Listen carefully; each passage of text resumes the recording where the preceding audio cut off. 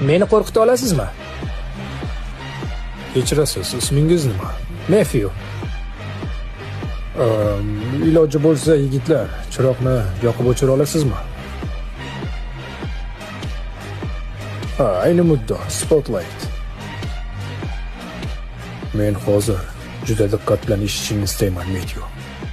Bu tun tugashidan oldin men seni o'ldiraman. Ammo seni o'ldirishimdan oldin shunaqangi tasavvur qilib bo'lmas darajada azoblaymanki, sen yalinasan, baqirasan, mendan o'limni so'rab iltijo qilasan.